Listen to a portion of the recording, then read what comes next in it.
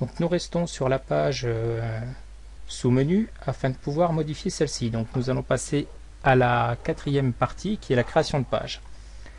Donc pour faire simple, je supprime ce que j'ai fait avant. J'ai créé un document Word que j'avais sur le PC. J'ai fait un copier-coller de ce document que je vais coller dans ma page sous menu. Voilà. Donc comme vous pouvez le voir, c'est relativement simple. Je clique sur mettre à jour. Vous pouvez insérer les documents qui viennent de Word, OpenOffice, de toutes les suites bureautiques. Donc voilà, la page est mise à jour. Je reclique sur sous-menu, sur le site internet. Et voilà, tout y est, il n'y a pas de souci, tout est en place. Et comme vous pouvez le constater, il n'y a aucune perte de la mise en page. Je reviens donc sur ma page d'administration. Je vais insérer une photo. Par exemple, voilà, mettre en bas de page, voilà, peu importe.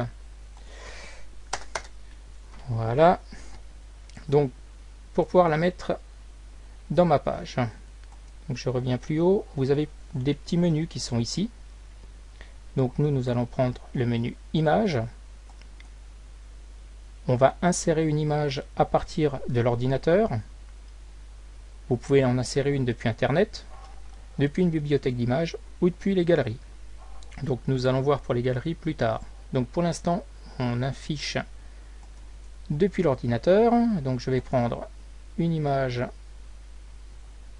On va prendre peu importe ce qu'il y a sous la main. Un petit truc, voilà, la certification par exemple.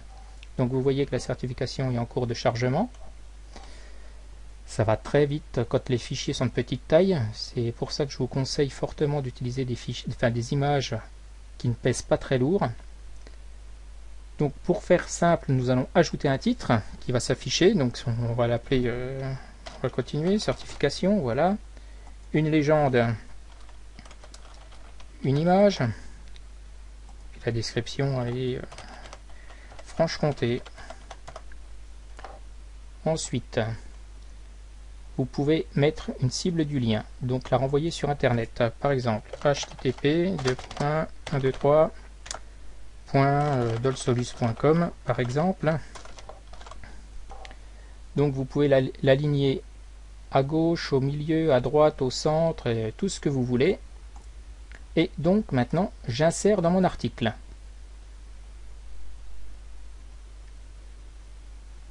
Donc voilà, mon image est bien insérée puisque je la vois ici et j'ai bien ma description, une image. Je remets à jour ma page.